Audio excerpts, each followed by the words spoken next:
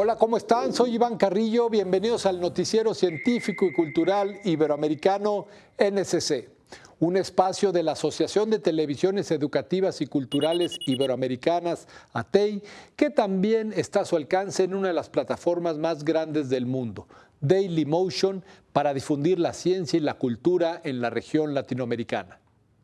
Como cualquier otro sector industrial, el aeroespacial se rige por las leyes del mercado. Y como en cualquier otro mercado, la competencia y las estrategias comerciales determinan el alcance de los participantes que están sometidos a fuertes cargas de presión por alcanzar metas y conseguir financiamiento. El nuevo transbordador espacial europeo inicia su singladura en un mercado muy competitivo, con nuevos y poderosos rivales financieros. Se trata de una competencia desigual. Chinos, rusos y estadounidenses reciben pedidos del sector público, conocidos como lanzamientos institucionales. La estadounidense SpaceX ofrece precios con los que los europeos apenas pueden competir. Es información pública, no es un secreto. Buscando en Internet vemos cómo SpaceX vendió recientemente lanzamientos a cargo del Falcon 9 por $100 millones y ofreció los mismos cohetes en Europa por 50. Eso es a mitad de precio. Los costos de lanzamiento del Ariane 6 tuvieron que reducirse drásticamente, en al menos un 40%. Para lograrlo, apuestan por establecer sinergias. Se desarrollaron y probaron nuevos propulsores que dan a la lanzadera el impulso necesario en el despegue y que probablemente se emplearán también para impulsar al cohete europeo Vega. Al fabricar más unidades del modelo, se reducen los costos de producción. Los operadores esperan que el mayor ahorro provenga de los nuevos métodos de producción, como en el caso del aislamiento protector de la sección superior. Hasta ahora, las placas del exterior del cohete se pegaban a mano, en un largo proceso. Para el Ariane 6 y por primera vez, un robot se encargó de rociar el revestimiento. Así se crea una superficie uniforme. Eso es importante para las estructuras de la sección superior. Es mucho mejor y más sencillo. Disponemos de un mejor control del proceso y es mucho más eficiente a nivel de costes comparado con el método anterior. Hay previstas dos versiones del nuevo cohete. Una capaz de poner en órbita 2 satélites y otra con capacidad para 4. Los operadores confían en que esta flexibilidad ayude a atraer más clientes. Además, piden que también en Europa el sector público utilice exclusivamente cohetes europeos. Dependemos mucho más del mercado comercial. Es una cuestión de equidad. Si hay lanzamientos institucionales en Europa, deberían realizarse con un cohete europeo. Se fabricarán hasta 12 cohetes al año, el doble que hasta la fecha. Este depósito de combustible vivirá pronto su vuelo inaugural. El primer Ariane 6 despegará de la Guayana Francesa a finales de 2020. Se trata de un pequeño anfibio que lo mismo fascinó a los aztecas, quienes lo consideraban un dios, como a los naturalistas europeos del siglo XIX, que vieron en él un digno representante de la teoría de la evolución, y a los escritores del boom latinoamericano como Cortázar, que le dedicó un célebre cuento. No obstante su valor histórico, biológico y cultural, el ambistoma mexicano se encuentra en serio peligro de extinción en su hábitat natural. La disminución de los niveles del agua y la contaminación de la misma en los canales de Xochimilco son factores clave que han provocado que el ajolote mexicano o axolotl, del náhuatl monstruo de agua, sea una de las especies endémicas de la capital del país que está en grave peligro de extinción. José Antonio Ocampo Cervantes, jefe del proyecto del Centro de Investigaciones Biológicas y Acuícolas de Cuemanco, detalló que el hábitat del Ambistoma mexicanum se ve sumamente impactado, además por el cambio de uso de suelo, de agroquímicos, la introducción de especies tróficas y los contaminantes provenientes de aguas domésticas e industriales. A esta situación se suma una importante disminución en los niveles de agua, ya que tan solo en el antiguo canal de Cuemanco, zona acuática ubicada a un lado del centro perteneciente a la Universidad Autónoma Metropolitana Unidad Xochimilco, entre 2009 y 2019 se ha reducido su nivel más de 40 centímetros. En un primer censo realizado por la Universidad Autónoma Metropolitana en 1988, se contabilizaron aproximadamente 6.000 ajolotes por kilómetro cuadrado. 4 años después, un segundo conteo realizado esta vez por la Universidad Nacional Autónoma de México dio un resultado de 1.000 ejemplares. Mientras que en el tercer conteo llevado a cabo en 2008 se redujo a 100 y en 2014 tan solo se contabilizaron 36 ejemplares por kilómetro cuadrado en el Valle de México. Otro de los problemas a los que se enfrenta esta especie es la serie de modificaciones genéticas que la vida en cautiverio pensada para su comercialización ocasiona. El ajolote rosa es uno de los ejemplos. Su coloración no permitiría que, en el caso de una supuesta reinserción a su medio, sobreviva. El ajolote es un anfibio solitario que habita principalmente en aguas lénticas o de nulo movimiento. Se desarrolla en la parte lodosa del fondo, a temperaturas que oscilan entre los 10 a 18 grados centígrados. Su coloración natural tiende a ser grisácea o marrón, con pequeñas manchas de color gris. Además, pueden llegar a medir hasta 30 centímetros de largo. Las hembras seleccionan al macho con el que se van a aparear y pueden poner hasta 1.800 huevos en las temporadas más frías. En cautiverio, por lo regular, los ajolotes provienen de otros estados del país y al ser sometidos a estrés, ya sea por transportación, curiosidad del comprador o simplemente un cambio en su zona de supervivencia, pierden sus antenas o branquias, que al igual que la cola son absorbidas cuando el ejemplar realiza su proceso de metamorfosis a salamandra, perdiendo la peculiaridad física de ajolote. El ajolote mexicano está protegido por la norma NOM-059-2010-Semarnat, la cual le brinda un cuidado especial al listarla como especie amenazada o en peligro de extinción. A pesar de esto, en algunos mercados de la Ciudad de México es comercializada como especie rara, aunque su valor no llega a sobrepasar los 500 pesos por ejemplar. Uno de los más indispensables y maravillosos procesos que ejecuta nuestro cerebro es el aprendizaje. Un verdadero reto cuando hablamos de una era regida por el exceso de información y los estímulos digitales. Aprender a aprender no es más una redundancia, sino la oportunidad de pulir técnicas para procesar, digerir y utilizar la información a nuestro favor. Lorsqu'on apprend, en fait, ça veut dire que le cerveau se modifie, les circuits du cerveau se modifient, et il y a plusieurs facteurs qui sont très importants, l'attention, la concentration, pouvoir corriger ses erreurs et pouvoir automatiser son apprentissage, ce que j'appelle les 4 piliers de l'apprentissage. Les machines ont beaucoup progressé, l'intelligence artificielle est devenue un domaine majeur, mais dans le livre, j'explique que ces machines n'atteignent pas encore la puissance de notre cerveau. Le cerveau même d'un tout petit bébé est déjà un super ordinateur qui apprend plus vite, parce qu'il a besoin de moins de données, avec moins d'énergie qu'un ordinateur, et puis avec une capacité d'abstraction qui n'est pas encore atteinte par les machines. Ce n'est pas impossible qu'elles arrivent à reproduire les compétences du cerveau humain, mais pour l'instant, elles n'en sont pas là. Alors, l'école est un système extraordinaire que l'humanité a inventé pour tirer parti de cette capacité d'apprentissage et notamment de la plasticité du cerveau, parce que le cerveau de l'enfant est beaucoup plus plastique que celui de l'adulte. On a inventé l'école pour qu'on enrichisse l'environnement des enfants, qu'on leur introduise des pédagogies spécifiques qui permettent de tirer parti de cette période de plasticité extraordinaire de notre cerveau. Mais il y a aussi tout le travail des parents, en amont, en aval de l'école, pour augmenter l'environnement, enrichir l'environnement des enfants afin qu'ils apprennent le mieux possible. J'ai écrit ce livre en grande partie en me disant qu'il y avait là un corpus de données issues de la recherche scientifique que les enseignants devraient savoir. Par exemple sur le rôle du sommeil dans l'apprentissage, sur le rôle de l'attention, sur les différentes formes de mémoire, et puis des compétences aussi spécifiques dans les domaines comme l'apprentissage de la lecture ou l'apprentissage des mathématiques, les pédagogies qui marchent ou qui ne marchent pas. Je pense qu'il y a énormément de travail à faire sur la formation des enseignants.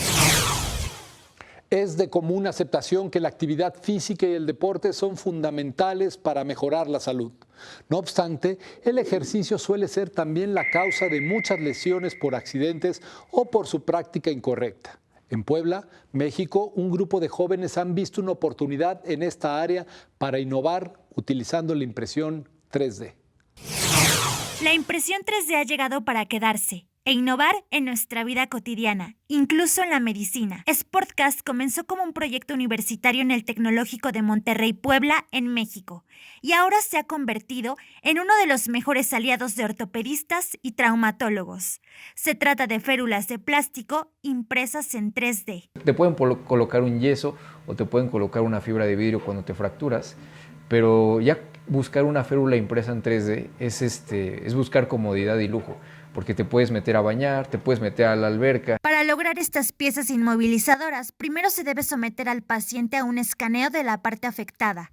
Posteriormente se maqueta, diseña y define en programas 3D. Aplicamos un lenguaje de programación visual sobre el modelo 3D, lo cual nos da ya un diseño paramétrico que se ajusta según la adaptación ergonómica del paciente. Una vez lista la pieza digitalizada, se procede a la impresión en 3D. Está el filamento y el robot va imprimiendo capa por capa y va haciendo la férula.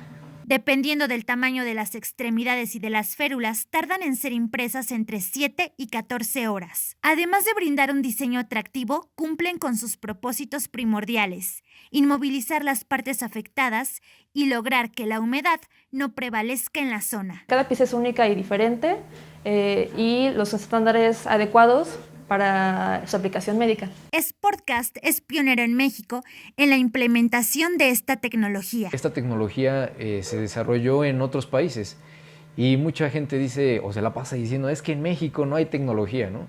Y este es el claro ejemplo de que sí podemos hacer con grandes cosas, con poquitas cosas, empezar a impactar poco a poco, ¿no? Lo que sigue es que las férulas sean 100% sostenibles y en un futuro lograr aplicar plástico reciclado en su fabricación. Para el Noticiero Científico y Cultural Iberoamericano, Yolanda Enríquez, desde Puebla, México.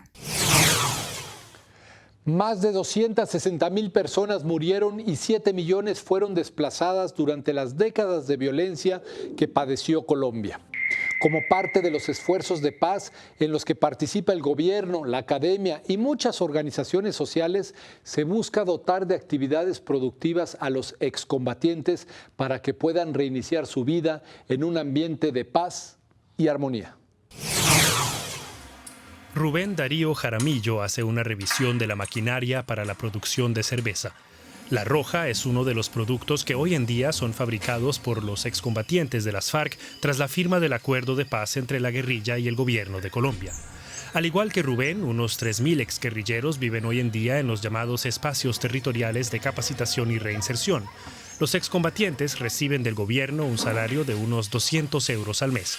Es con ese dinero que han financiado la cervecería. El éxito de La Roja ha sido rotundo, pero el dinero de las ventas no alcanza para cubrir los costos de producción. Muchos compañeros docentes nos están consiguiendo este tren de cocción, estos fermentadores, los están comprando y nos lo están fiando. Nosotros estamos endeudados con muchos compañeros para poder salir adelante y todo lo que vamos trabajando es para ir pagando deudas. Un problema que también conocen los exguerrilleros de la cooperativa Tejiendo Paz. Aquí, a pocos metros de la cervecería, también se confecciona moda. La fábrica solo ha podido subsistir gracias al apoyo de Manifiesta, una pequeña empresa de jóvenes estudiantes de Bogotá. Las emprendedoras diseñan y venden la ropa producida en la cooperativa. Para nosotros lo más importante es el proceso productivo que está detrás. Es decir, la historia de los y las excombatientes que están confeccionando esto como una oportunidad para reincorporarse a la vida civil. A pesar de que la ropa se vende muy bien, la fábrica no tiene ni la energía ni la maquinaria necesarias para generar suficientes ingresos que les permitan a los exguerrilleros subsistir con sus ventas. Colombia ha invertido cerca de 8 millones de euros en proyectos gestionados por el gobierno, pero no invierte en proyectos autogestionados como La Roja o la ropa de Manifiesta. Funcionarios de la presidencia aseguran que a pesar de ello el apoyo económico beneficia a unas 50,000 personas con financiamientos a un ritmo de un proyecto nuevo cada 10 días. Si en alguna parte del mundo hubiera una población de 50.000 habitantes que tuviera una empresa con esa solidez empezando cada 10 días, estaríamos hablando de la unidad productiva más exitosa del universo. Una gran parte de la población colombiana rechaza el acuerdo de paz. La situación ha empeorado desde que 2 de los altos exdirigentes de las FARC decidieron volver a las armas.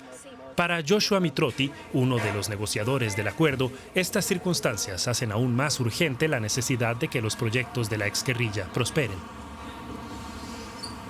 Estos colombianos y colombianas viven en unos escenarios y en unos territorios donde el narcotráfico, donde la minería ilegal genera oportunidades.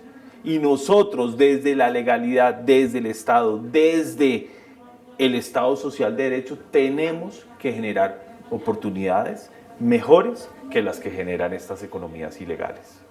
Ángela y el equipo de Manifiesta saben que los desafíos están a la orden del día, pero tanto ella como los exmiembros de la cooperativa quieren demostrar que la paz en Colombia sí es posible, puntada a puntada.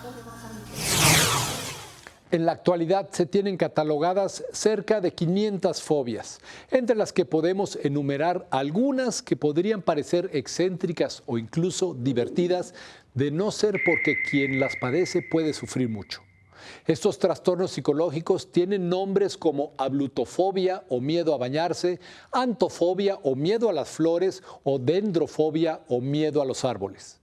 Vamos a conocer un laboratorio donde se intenta entender la emoción más profunda de todas, el miedo.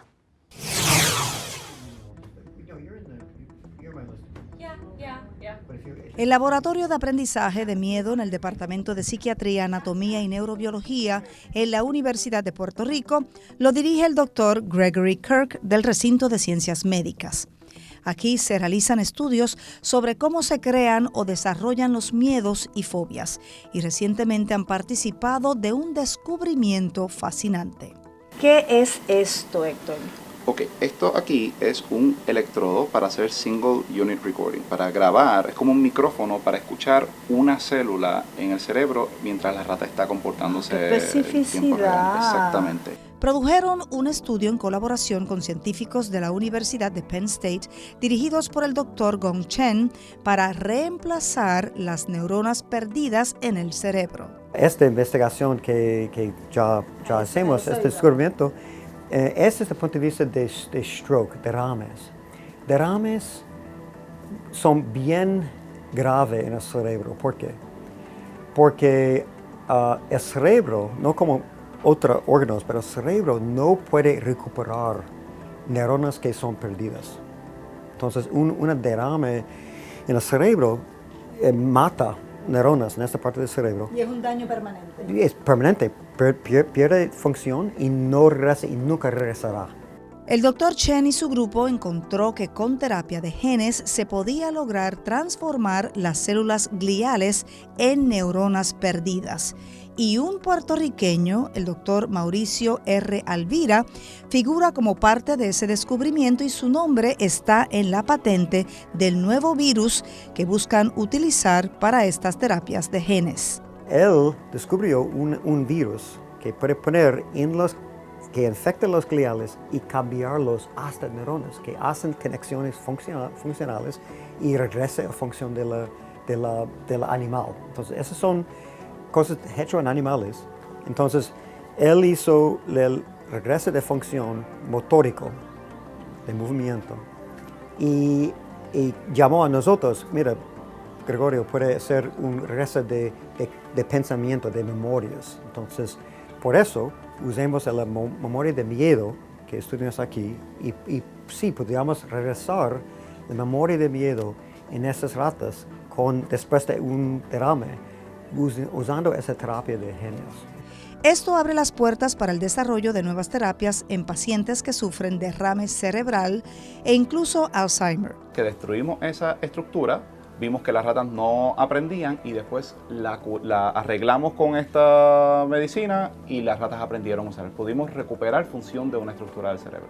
El estudio les ganó una subvención para ampliar su investigación y comprobar ahora los resultados con síndrome postraumático y el desorden obsesivo-compulsivo. Nuestro cerebro y el cerebro de las ratas es muy similar. Tenemos estructuras en común que se han encontrado los homólogos a medida de muchos años de investigación y se ha encontrado que esas funciones, al nosotros poder apagar ciertas estructuras, pues perdemos unas funciones en comportamiento de estos animales. Eso es algo que no podemos hacer con los humanos. El profesor extendió una invitación a estudiantes a incursionar en la investigación científica. Hoy en día, ahora es una muy buena oportunidad para hacer investigaciones en Puerto Rico. ¿Por qué? Porque la productividad de Puerto Rico, los papeles, las publicaciones internacionales están subiendo y subiendo. En los últimos 5 años está casi doblado. Entonces, hoy en esa área hay mucho más investigación. Entonces, si un joven entra en un laboratorio como este, o otros laboratorios como este aquí en Puerto Rico, ellos pueden recibir una capacitación muy alta que antes, hace 10 años, no podrían recibir. Muchas veces la gente no entra a la ciencia, sobre todo en Puerto Rico lo he visto, cuando hablo con muchachos, niños y niñas, me dicen, es que yo no soy bueno en la ciencia. Y eso es, nadie nace bueno en la ciencia, es simplemente venir y participar y todas las destrezas que tú vas a necesitar las vas a adquirir en el camino. Enhorabuena. Desde el Recinto de Ciencias Médicas, Miguel Rosa y Mayra Acevedo. Es conocido popularmente como Centro Pompidou y alberga una biblioteca, un centro de estudios musicales y el Museo Nacional de Arte Moderno de Francia. Este emblemático recinto cuenta con una valiosísima colección de más de 100,000 obras de arte y quiere que una de ellas se convierta en su estandarte. Para ello han consultado al público. Aunque guarda en su seno la colección de arte moderno más grande de Europa, esto no ha sido suficiente para que el Centro Pompidou de París se haya labrado la imagen internacional que su hermano mayor, el Louvre, ha logrado con la icónica Gioconda de Leonardo da Vinci. Si el Louvre es rápidamente identificable por esta obra, del mismo modo que el MoMA neoyorquino es reconocible por las señoritas de Aviñón o el Reina Sofía madrileño por el Guernica, solo una minoría del público sabe qué esconde el Pompidou. Para solucionarlo, la dirección del Centro de Arte Moderno ha lanzado una lista de 17 obras que aspiran que los visitantes se asocien con el museo.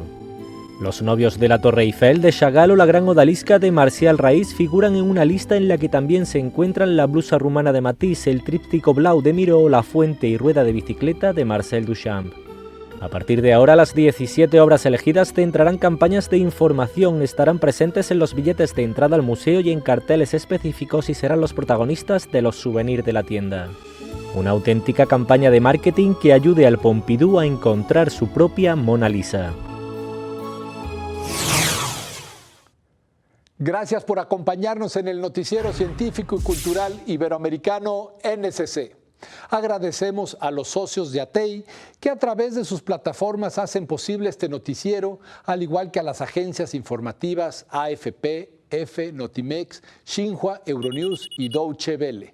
Soy Iván Carrillo, los invito a visitar nuestra página noticiasnsc.com y a utilizar nuestra aplicación.